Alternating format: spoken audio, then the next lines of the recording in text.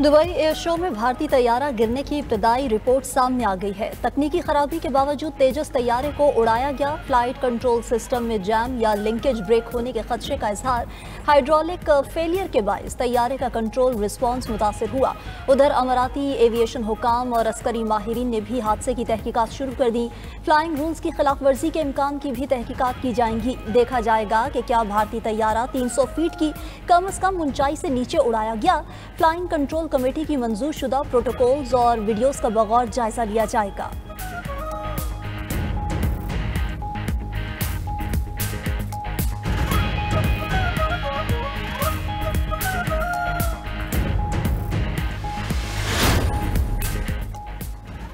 Made in India जमी बोस पर भारतीय मीडिया होश खो बैठा। तेजस हादसे का जिम्मेदार अमेरिका को ठहराने लगा। मोदी मीडिया ने भारत की अपनी नाअहली छुपाने के लिए मलबा अमेरिकी इंजन पर डाल दिया। जनरल बख्शी और अर्नब गोस्वामी की अनोखी मंतिक। कहा, अमेरिका से इंजन सप्लाई में ताखीर के बायस भारतीय दिफाई तैयारी में खतरनाक खला पैदा हुआ। तेजस अमेरिकी जनरल इलेक्ट्रिक के बनाए इंजन से चलता है जो भारत का कभी दोस्त नहीं रहा। जीडी बख्शी ने भड़क मारी कि कोई नहीं जानता कब सिंदूर 2 दोबारा भड़क उठे।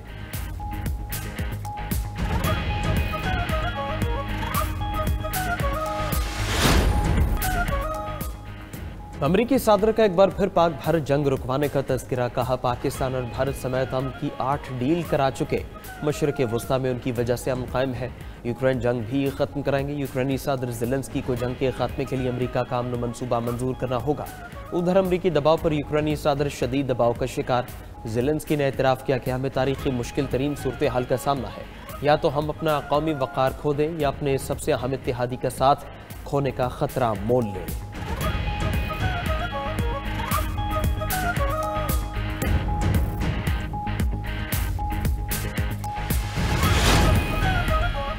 यूक्रेन में क़याम अमन का 28 नकाती अमरीकी मंसूबा लीक। रूस को आलमी तन्हाई से निकालने और यूक्रेनी फ़ौज की तादाद कम करने की तजावीज़ शामिल। मुजव्वज़ा मुसव्वदे के मुताबिक यूक्रेनी इलाकों क्रीमिया, लुहानसिक और डोनेट्सिक को अमली तौर पर रूसी तस्लीम किया जाएगा।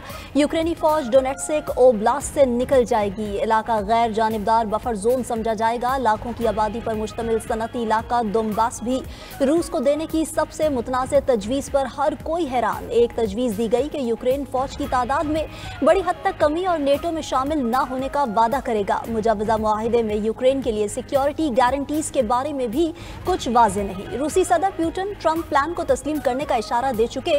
यूक्रेन बेशतर तजावीज़ को शुरू से ही रद्द करता आया। प्लान तस्लीम न करने पर यूक्रेन अमेरिका की हिमायत खो सकता है।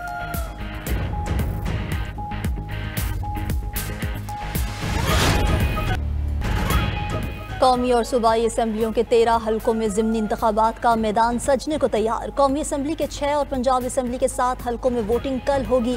इलेक्शन कमीशन की तैयारियां मुकम्मल। इंतखाबी अमले को सामान की फराहमी। रिटर्निंग अफसरान बैलेट पेपर्स और बैलेट बॉक्सेस समेत इंतखाबी सामान लेकर पोलिंग स्टेशन चले गए। तमाम हलकों के 408 पोलिंग स्टेशन को इंतहाई हसास और 1032 पोलिंग स्टेशन को हसास करार दिया गया। इलेक्शन अमल की सेफ सिटी हेडक्वार्टर में बराह रास्त मॉनिटरिंग की जाएगी। इंतखाबात के लिए सिक्योरिटी के भी फुल प्रूफ इंतजाम। 20,000 से ज़ायद पुलिस एहलकार ड्यूटी पर मामूर। एलीट फोर्स और क्विक रिस्पॉन्स टीम्स किसी भी हंगामी सूरत हाल के लिए अलर्ट। फौजी दस्ते भी 24 नवंबर तक स्टैंड बाय रहेंगे। उधर ज़ाब्ता अखलाक की खिलाफ वर्जियों पर वफाकी और सूबाई वज़रा को नोटिस जारी।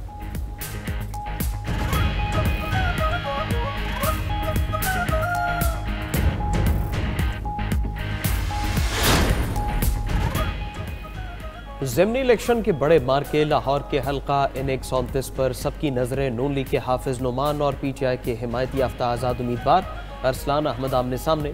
सीट PTI के मियां अजहर के इंतकाल से खाली हुई थी। N18 हरीपुर में भी कांटे का जोड़ पड़ेगा। नून लीग के बाबर नवाज खान और PTI के हिमायत याफ्ता शहरनाज उमर अयूब मैदान में मौजूद। सीट उमर अयूब की नाअहली से खाली हुई थी। फैसलाबाद में भी सियासी मैदान गर्म। कौमी असम्बली की 2 सीटों का फैसला होगा।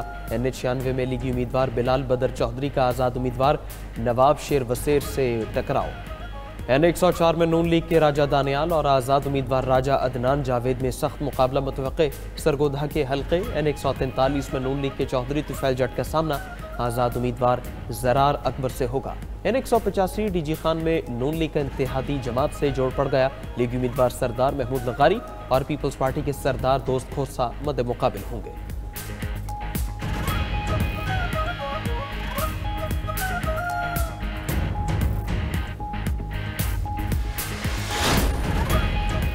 पंजाब असेंबली के 7 हलकों में ज़िमनी इलेक्शन, किसकी होगी जीत, कौन हारेगा, फैसला कल हो जाएगा। PP 73 सरगोदा में नून लीग के मियां सुल्तान राजा और आज़ाद उम्मीदवार मोहसिन रजा मद्दे मुकाबिल। PP 87 मियांवाली में लीगी उम्मीदवार अली हैदर नूर का सामना आज़ाद उम्मीदवार नवाबजादा अयाज से होगा।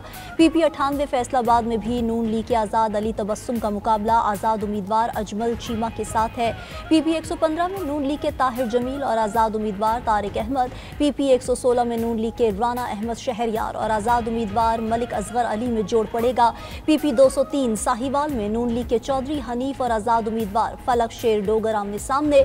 मुजफ्फरगढ़ के हल्का PP 269 में पीपल्स पार्टी के मियां अलमदार कुरैशी और आज़ाद उम्मीदवार अब्दुल हई दस्ती में सख्त मुकाबला मुतवक्के।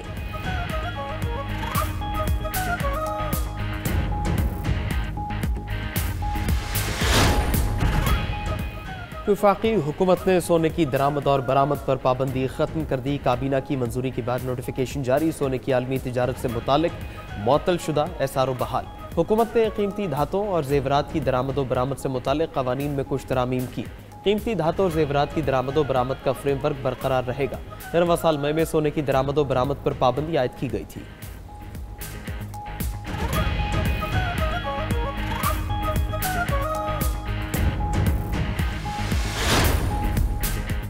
वज़ीर-ए-आज़म ने रेलवे की ज़मीन के लिए पब्लिक प्राइवेट पार्टनरशिप मॉडल अपनाने की हिदायत कर दी। पाकिस्तान रेलवे से मुतालिक इजलास में इदारे की बेहतरी के लिए उठाए गए इक़दाम पर ब्रीफिंग। बताया गया कि इस्लामाबाद तेहरान इस्तंबुल ट्रेन का जल्द आगाज़ होगा। काज़िकिस्तान, उज़्बेकिस्तान, अफगानिस्तान, पाकिस्तान रेल मंसूबे पर भी काम जारी है। रेल ट्रैक को अपग्रेड किया जा रहा है। शहबाज शरीफ की रेलवे निज़ाम की बहाली के लिए उठाए गए इक़दाम की तारीफ। कहा, रेलवे का निज़ाम किसी भी मुल्क की मईशत और मवासलात के हवाले से रीढ़ की हड्डी की हैसियत रखता है। इलाकाई रवाबित और बैनुल-अक़वामी ट्रेन लिंक्स के मंसूबों के लिए बैनुल-अक़वामी मयार के कानूनी और मुआशी माहिरीन की खिदमात हासिल की जाएँ।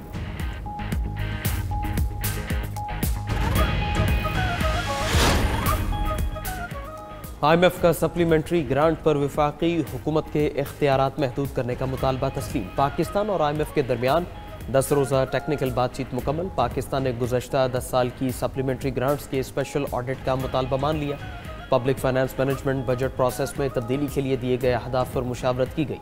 पब्लिक फाइनेंस मैनेजमेंट के डिजिटाइज मास्टर प्लान की निगरानी की जाएगी। सप्लीमेंट्री ग्रांट्स के मैकेनिज्म और शफाफियत के लिए ऑडिटर जनरल ऑडिट करेगा। आइंदा बजट से कबल पब्लिक फाइनेंस मैनेजमेंट एक्ट में भी कुछ तरामीम पर इत्तिफाक।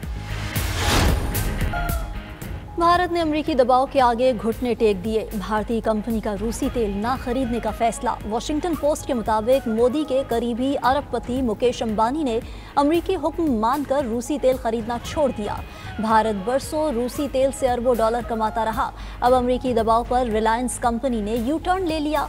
मोदी हुकूमत का नाम निहाद खुद मुख्तारी का नारा भी झूठा साबित हुआ। पाबंदियों से बचने के लिए भारत रूस के बजाय अमरीका से महंगा तेल मांगने पर मजबूर। बरतानिया का ज्यादा कमाने वाले गैर मुल्कियों के लिए तेज रफ्तार रिहायशी प्रोग्राम का ऐलान। मकसद लंदन और दीगर इक्तिसादी मराकज़ से हुनरमंद पेशावर अफराद को मुल्क छोड़ने से रोकना है। मुजव्वज़ा तब्दीलियों के तहत हुनरमंद अफराद को 5 साल के बजाय 3 साल बाद मुस्तकिल रिहाइश की दरख्वास्त देने की इजाज़त होगी।